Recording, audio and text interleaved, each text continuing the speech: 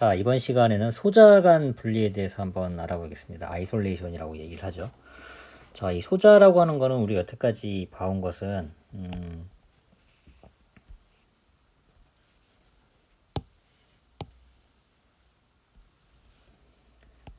이 소자라고 하는 거는 이제 흔히 말하는 모스TR, 그죠? 지금까지 저희가 이제 봐왔던 모스펫 TR이라고 이제 생각을 하시면 되는데요. 일단 우리가 이제 웨이퍼라고 이제 흔히 알고 있지만은 이제 서브스트레이트라고 하는 엔모스 트랜지스터에서는 이제 P타입 서브 기판, 거기에 이제 전극이 만들어지고 모스가 만들어지고 또 전극 만들고 이 위에 이제 모스 만들고. 그런데 이 소자와 소자 사이가 사실은 이 P타입 기판으로 서로 이제 연결이 되어 있는 거잖아요. 그래서 거리가 아무리 떨어져 있다고 하더라도 상호간에 영향을 주기 때문에 이 소자와 소자를 분리를 하는 이 작업이 필요하다는 거죠. 그래서 요 분리막을 여기다 이제 무엇을 만들어 주느냐, 요게 이제 관건이 됩니다. 그래서 오늘 알아볼 거는 이제 두 가지 방법이 있는데요. 처음에 알아볼 거는 이제 로코스라고 하는 좀 옛날 방식 이런 게 있고요. 요것을 개선을 한 STI 방식, 이렇게 두 가지 방식에 대해서 이제 한번 알아보도록 하겠습니다. 네.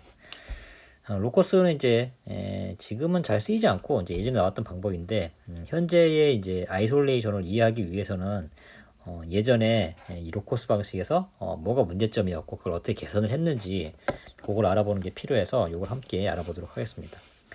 로코스는 로컬 옥시데이션 오브 실리콘의 약자예요. 그래서 이걸 따서 이제 보통 로코스라고 얘기를 하는데, 산화 공정, 옥시데이션 공정을 통해서 이제 만들게 됩니다. 한마디로 옥사이드 절연막을 만드는 거예요. 우리가 흔히 옥사이드라고 하면 게이트 밑에 있는 이 옥사이드, 요거를 이제 많이 생각을 하죠. 근데 이 옥사이드를 절연막이니까 소자와 소자 사이에 이 분리막으로도 옥사이드를 쓰겠다, 이렇게 해서 이제 만들어 지는 겁니다. 근데 여기에서 가장 큰 문제점이 이 네로우위드 이펙트라는 요 현상이 이제 발생을 해요. 자, 이거는 뭐냐 그러면은 보통 이제 소자와 소자 사이 중간에 이 로코스를 이제 넣어서 여기 소자를 이제 차단을 해주는 이제 이 역할을 하게 되는데, 자, 이 보시면은 게이트에 전압이 인가가 되면 머드빅 부위의 얇은 절연막 하부에 이제 공피층이 형성이 된다, 이제 이 말이 나와요. 이제 이거 무슨 말이냐고 하면, 자, 우리가 흔히 보는 제가 여태까지 설명드린 것도 그렇고 게이트하고 옥사이드, 그 밑에 소스하고 드레인, 요거 이제 앞면에서 이제 본 거잖아요. 근데 요거를 이제 3차원적으로 보게 되면 이제 요런 형식으로 막이 만들어지겠죠. 그러면은 요것도 이제 무한정, 여기는 이제 보통 이 채널이 형성이 되는 여기 채널의 랭스라고 얘기를 하고요. 길이. 그리고 이 채널이 이렇게 앞뒤 간격으로 하면은 이게 이제 위드스가 돼요. 그러니까 길이도 있긴 하지만 한마디로 이렇게 하면 이제 채널이 전자가 이제 이런 식으로 이제 건너가게 되겠죠. 이 밑으로 이제 건너가겠지만, 그래서 여기 건너간 이 폭, 요게 이제 이것도 이제 결정이 되거든요. 근데 생각을 해보시면 채널의 랭스는 짧아지면 짧아질수록 그 뭐라 그러죠? 게이트의 동작 전압, 게이트의 문턱 전압, 흔히 말하는 스래시볼트, 스래시홀드 볼트가 낮아지는 그런 특성이 있잖아요. 그런데 이 폭에 대해서는 어떻게 될까요? 폭이 넓을수록 그 문턱 전압이 낮아질까요? 아니면 좁아질수록 문턱 전압이 낮아질까요? 자, 요거는 생각을 해보시면 우리가 정해진 그 전류가 있어요. 그 VI 커브 기억나실지 모르겠어요. 그래서 어느 정도의 문턱 전압을 주면 우리가 기대하는 전류가 기대치가 나오겠죠. 그래서 이만큼의 전류가 흘려야 된다. 그 결국 뭐예요? 결국 전자의 개수가 지나가는 거잖아요. 그죠? 전자의 개수가 얼마나 지나가느냐. 근데 한 번에 건너갈 때 이 다리의 폭이 좁아지게 되면 그만큼 한 번에 요 좁은 다리로 많은 전자가 지나가야 되잖아요. 그죠? 그리고 다리가 넓으면 넓을수록 한 번에 이제 많은 전자가 지나갈 수가 있고, 그래서 폭은 좁아질수록, 이게 좁아지면 좁아질수록 게이트 전압은 게이트의 문턱 전압은 올라가게 됩니다. 가만히 생각을 해보시면 넓은 다리에는 이게 쉽게 지나가니까 그만큼 게이트 전압을 약하게 줘도 되지만 다리가 좁아지면 좁아질수록 한 번에 많은 전자들을 보내야 되니까 그만큼 게이트의 이제 문턱 전압이 올라가거든요. 동작 전압이 올라가야 된다는 얘기예요. 이게 이제 그 얘기입니다. 문턱 전압이 증가한다는 건데 반전층의 생성을 왜 방해를 하느냐? 자, 요거를 이제 다시 한번 그려보면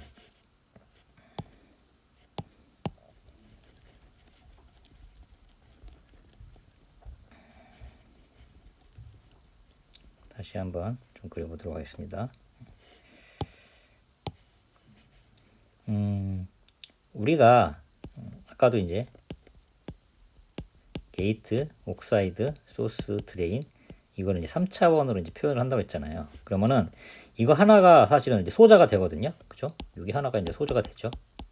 근데 이 소자가 좌우로도 이렇게 있지만 그래서 여기에도 이제 또 하나가 있고 요 중간에를 당연히 여기에도 뭐 옥사이드라든가 요 절연막이 있겠지만 요 소자가 좌우 말고 앞뒤로도 존재하잖아요. 그죠? 여기에도 소자가 존재할 거고 요 뒤편으로도 이제 소자가 존재할 거고 그래서 이 앞뒤 소자 간격에도 그래서 요 앞에도 요 뒤쪽에도 뭔가 옥사이드의 절연막으로 이것들을 이제 분리를 해줘야 되거든요. 그래서 요 앞뒤를 측면으로 여기에서 이제 잘라보게 되면은 대략 이런 모습이 나와요. 옆면이 이제 이거거든요. 그래서 앞뒤로 잘랐을 때 이쪽에도 소자가 있고 이쪽에도 소자가 있는 거죠.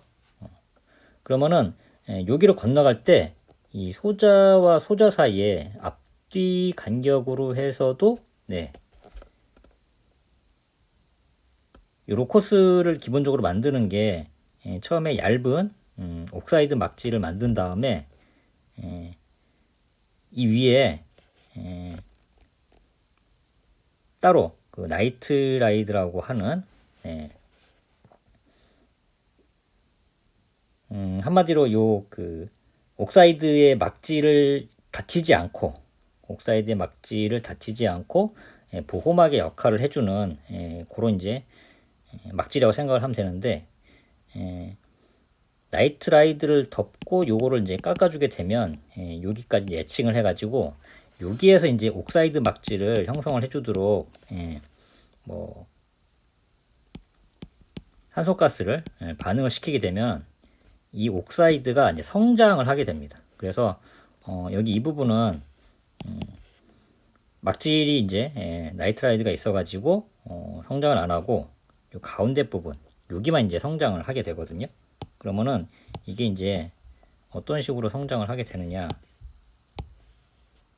처음에는 이렇게 얇게 있다가 이게 이제 빵처럼 부풀어요. 점점 빵처럼 이렇게 점점 부풀게 됩니다. 그래서 나중에 만들어지는 이 로코스의 모양이 어떻게 되어 있냐면 이런 식으로 만들어져요. 중간에 이렇게 빵이 부풀듯이. 그래서 요 끝부분이 마찬가지로 이렇게 보시면은 새의 부리 형태가 되잖아요. 그죠? 이렇게 보면 이제 새의 부리 형태. 그래서 이걸 갖다가 뭐라고 한다고요? 버즈빅이라고 얘기를 하는데 요게 왜 문제가 되냐고 하면은 이제 결국 이 위에 게이트 전구 이렇게 올라가요. 그러니까 결국 요 밑으로 이제 채널이 만들어지거든요. 로코스 옆이니까 요 밑으로 이렇게 해서 여기 또 다른 로코스가 있고 여기도 이제 로코스인 거죠. 그러면은 결국 이 위에 이제 게이트하고 이제 옥사이드가 이제 이런 형식으로 만들어지면서 이 밑에 채널이 이제 만들어지게 되는데 문제는 요게 뾰족해지면서 기존에 있는 여기를 이제 사실은 액티브 영역이라고 얘기를 하는데 이 액티브 영역을 파고들어요. 그래서 액티브 영역을 이제 잠식을 해서 들어가는데 문제는 여기에 이제 게이트에 이제 전압이 걸리게 되면 요 밑에도 공핍층이 형성이 돼야 돼요. 그러니까 예를 들어서 여기가 이제 엔모스다 그러면 엔모스 소자다 그러면 여기 이제 플러스 전압이 걸리기 때문에 여기에도 이제 전공층 이런 것들이 있죠. 그러면은 상대적으로 이제 밀려나면서 여기에 캐리어가 이제 존재하지 않는 그런 현상이 이제 발생을 합니다. 그래서 이렇게 공핍층이 이제 잠식을 해서 들어가면은 상대적으로 여기 이제 채널이 여기 이제 위드스에 이게 위드스인데 이 폭이 줄어들어요. 기존에 이제 채널이 요만큼 있어야 되는데 공핍층 때문에 이제 줄어들면서 상대적으로 이 위드스가 줄어드는, 그래서 어떻게 된다? 네로 이펙트가 되면서 결론적으로 채널의 폭이 좁아지면 위에서 이제 말씀을 드렸던 것처럼 이 앞뒤에 이 폭이 상대적으로 좁아지는 거죠. 한마디로 이 앞쪽에 옥사이드하고 이 뒤쪽에 로커스 옥사이드가 양쪽으로 이렇게 파고들면서 버드빅으로 파고들면서 상대적으로 이 채널의 폭이 좁아지면 어떻게 된다고요? 스레시홀드 볼트가 높아지는 문턱 전압이 높아지는 거죠. 그러니까 상대적으로 특성이 좀 나빠지는 그런 현상이라고 이제 보시면 됩니다. 그 말씀의 설명이 이제 여기에 나와 있는 거고요. 그래서 채널폭 방향으로 이제 게이트가 저렴하게 이제 위치를 하니까 그래서 폭이 줄어들수록 영향은 더 커지게 된다.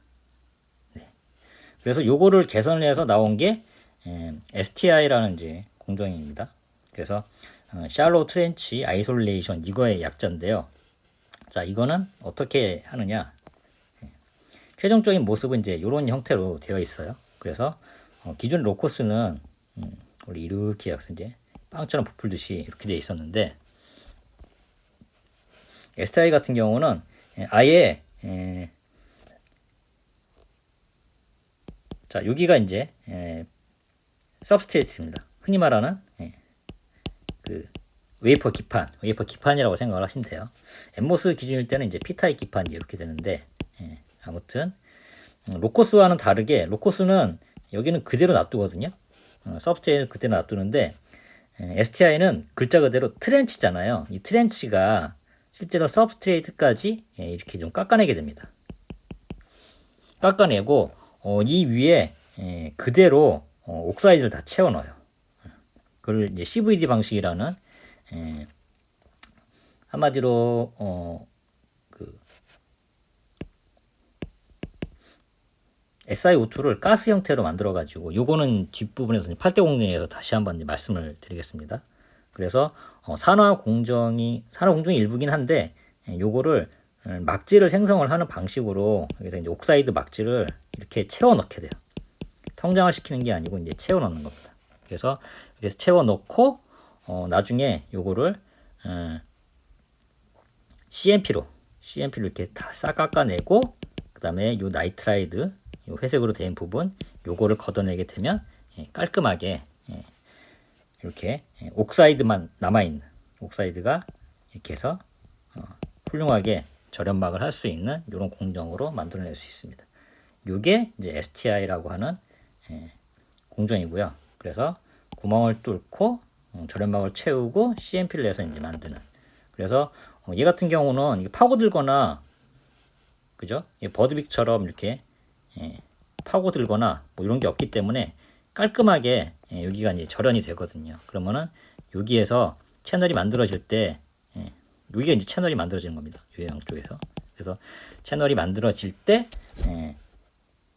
뭐 깎아먹거나 이런 게 없기 때문에 네로위드 이펙트가 없어요. 그래서 기존의 로코스 공정을 보완을 해서 등장한 공정이 STI 공정이다. 그렇게 이해를 하시면 되겠습니다.